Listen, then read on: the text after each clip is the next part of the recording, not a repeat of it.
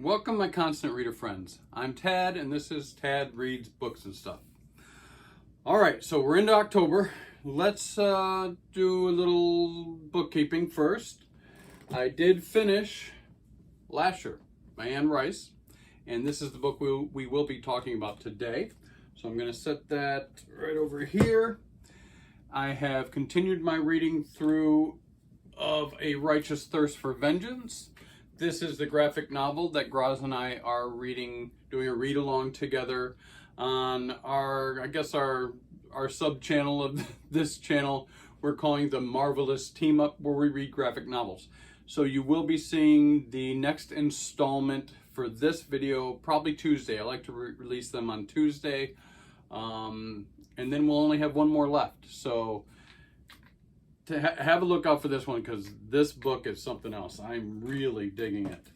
Also, I have read a little bit more in my Autumn Cthulhu, edited by Mike Davis and the Lovecraft Easing Press. I've only read a couple more stories. I'm on page 180. I will be finishing this coming week. So next week, we will be talking about Autumn Cthulhu, compilation of Cthulhu Mythos short stories. That's going well. And then we also will be going into, of course, Taltos, which is the third book in the Mayfair Witch trilogy by Anne Rice. And so in 2 weeks, we'll be doing this one. And then last but not least, we will be, of course, finishing up my Shorty King project for the month with Full Dark, No Stars. So you'll see that probably November, the first week of November, when I do also my drawing for my Folio Society giveaway. Let's talk about that real quick. So far, since I announced this giveaway, I've gained about 30 subscribers, which is great. I'm not complaining about that. I have over 117, I believe, watches of that video, which is great. I don't want to come across as a complaint, but only 19 people have commented with peace out to be put in the drawing for a free Folio Society book. I mean, I don't understand that. 117 views, but only 19 people have left a comment saying peace out. Now, I did not use this as a grab for subscribers or anything like that. I know a lot of channels do. That's how they get a lot of subscribers. They have giveaways and things like, they do things like top 10 videos constantly. One YouTuber, booktuber I know, has done 100 top 10 videos on the same subject. I don't understand that, but I know it drives views and subscriptions and things like that. That's not what I'm doing.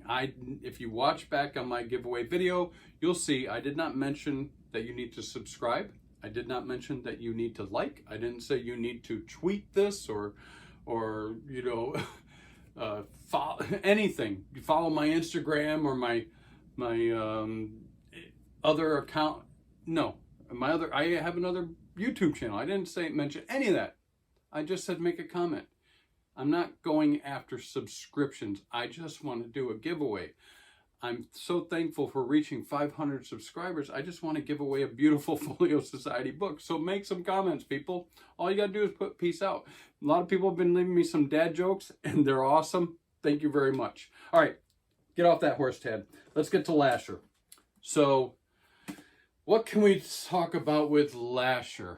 Well, you know I'm going to keep it real. So let's do my usual. Let's get the little numbers out of the way. Lasher, of course, is written by Anne Rice, and this book was published originally in September 1993. So it just had its 30th year anniversary. Wow, really? Where does time go? And I finally read it. I read Witching Hour years ago, of course. So 578 pages in this hardback version, and on Goodreads it's a 3.87, not quite a 4, but still I think overall decent rating for this book. Now let's talk about it. So in the trilogy we have the Witching Hour, the original book. These are big books. She can write honkers here. 900 pages, you know, for that book. And then, of course, what's the other one here? Yeah, I'm paying Tiddlywinks or whatever. Taltos is the third book, of course, and then Lasher. So Lasher's number 2. Let's just get the cat out of the bag right off the beginning. Warning, warning, warning. Yeah, I need to get my editor to put like strobing lights, you know, and sirens going off. Woo, woo, what? Yeah, I'm the editor, and it's not going to happen. So, anyways. Yeah, so warning though, seriously. If you have issues with certain triggers, you will not want to read this book. Honestly, we're talking violence, extreme violence in some cases, rape, statutory rape, incest, pedophilia, horrific miscarriages. It's seriously an issue with this book. So we have to talk about it. Now, we all know that Anne Rice likes her erotica. She's written erotic books under the name A.N. I can never say this name. Rocklore, I think is how you say it. She's also written under another pseudonym, Anne Rampling. But she likes her erotica, and I think I talked about this with Stephen King and Holly, and how people are bashing it and not wanting to read it because there's so much COVID in it and so much political bashing in the book. There is a lot of it, but I think the COVID part of it is kind of another element of horror in that book. And it's unfortunate, or that's what she wanted. I think that a lot of this pedophilia and this, incest and underage just rape and violence is part of her horror in these books. But don't get me wrong, for whatever reason, she does like to write about these subjects. Not only in this series of books. So, this book opens up right at the beginning. We meet this pretty little 13-year-old Mona. Mona, of course, is a Mayfair. She's in the family. She's the cousin of Rowan and Deidre, and, you know, it's a large family. And believe me, I'm not going to go through all the characters in this book because there's a ton of them that you meet throughout the whole entire book. A lot of Mayfair people, a lot of Talamasca people. So, but I'm not going to go through it, but you meet a lot of them. The issue is right from the beginning, 13-year-old Mona is having sex with a 15-year-old boy. She goes on to, it's her goal, apparently, to have sex with all the Mayfair men in the family, from grandfathers on down to kids. She's 13. It's a major issue in this book. Her main goal, of course, is to bed Michael, Rowan's husband, who, this may be a spoiler, did not die in the Mayfair Witch. I think when we left the end of the witching hour, we assume he's dead. I can't even remember. It's been so long, but he's not, and you learn that right away. So that's not really a huge spoiler. But so she wants to bed him. That's her main goal, and of course she does. So there's that. All right. So let's try to get away from that, even though it's difficult and glaring, and a lot of people just wouldn't finish this book, bash it. You can read about it if you want. It's a big issue. All the different triggers that are in this book. But step aside from that, what's the story about? Well, Lasher, of course. We know who Lasher is, right? Lasher was like the ghost that was kind of taking over the matriarch of the Mayfair, whoever was wearing the emerald necklace. He was like her companion, her ghost companion. But he was made whole. He was made a real boy at the end of Witching Hour, because Rowan had, of course, gotten pregnant. Michael and Rowan got married. She's pregnant, and Lasher takes over the unborn child and is born as Lasher. So now he's a real boy. But mysteriously, of course, he's born like 6 feet tall. 6'6", they say. He's just a full-grown man when he's born, and he beats the hell out of Michael, and Rowan and him escape, run off. But we learn more about that, of course.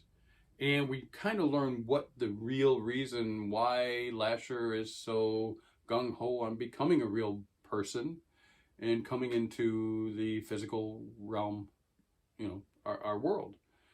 We learn about that, and we learn about the Taltos. Of course, the next book. We learn what a Taltos is, which is interesting. We learn the whole backstory. We go back to medieval times and everything. This book just jumps around all over the world, which is cool. All over time, which is cool. I'm interested to see now kind of what Taltos brings us, because even with everything I've already said, I like the book. The story in it is pretty good. I mean, you got me flipping pages and kept reading, even though for me, I'm not a big fan of her writing style. Her prose, a lot of people say, are so lush and vibrant. It's very intricate. The issue I have with it is lush and vibrant, which I love, but it is so intricate at times it can really slow down the pace of the book, even to almost just being a very plodding. Several areas are just so plodding. You're just like, come on. I want to get back to the story. The story was kind of getting good, and now all of a sudden, you know, that is her style. I'm not a huge fan of her style. I didn't love The Witching Hour. I liked it. I actually like Lasher a little bit more. I think I do. Even with all that other crap in it. Don't get me wrong, there is a story here. You learn so much more about the Talamasca, for instance, right? They're kind of like the witch hunters. Very interesting. The Taltos thing, it almost becomes science fiction when you learn about this. You have to read it. Or not. Like I said, there are a lot of triggers, and some people just, I've had somebody even comment, you know, I just can't read her purple writing. And it's very, even if you think The Witching Hour was purple, this is way more. There's a lot of sex, rape, like I said, underage, a lot of blood and murder and killing, you know, but it's a scary book, I guess. I did enjoy it. I gave it 4 stars, guys, because it was just a little bit, the story was just a little bit more compelling to me than just, you know, your average, that was an enjoyable book, you know, that I'll give it 3 to. I gave it a 4. And now I am interested in Taltos. But am I interested in reading a lot of Anne Rice? I'm not. I'm just not a fan of her writing style. This book, it uses that oh Jesus, there's a name for it. You know, where the person is just telling a story. So Uncle Julian, who passed away in the other book, comes back as a ghost, and just like hundreds of pages of him telling the story of Lasher. And the origins of Lasher, which is cool. You got to read it. You know, just everybody is, instead of, it's not really info dumping, but it's just one guy sitting there and talking for hours, telling a story. That can work. I loved it when somebody sits down and just tells their story, and you have several of them, like in Hyperion. I loved it. The Canterbury Tales. I mean, things like that. And it's used a lot. But just, it's her plotting, you know, intricate storytelling story that just gets me sometimes. Anyways, it's just, you know, one of those. If you can deal with all the negative stuff in this book and get through that, and you do like a lush, atmospheric novel, horror novel, with great world building. We're now in the second book of this trilogy, and there's so much information. You're still going to like this book, so definitely give it a chance. Don't just read a lot of these bad reviews about how horrible, you know, the sex and, you know, pedophilia is. Yeah, it is in there, and you can't deny it. But there's a good story in here, I think. I actually enjoyed it, and I will be going on to Taltos next. All right, guys, that's my long rambling video for Lasher by Anne Rice. As always, if you find any entertaining value in my videos, please like, subscribe, and give me comments. And please comment to get into the drawing on my free giveaway for a beautiful Folio Society book. All right, guys, until next time, peace out.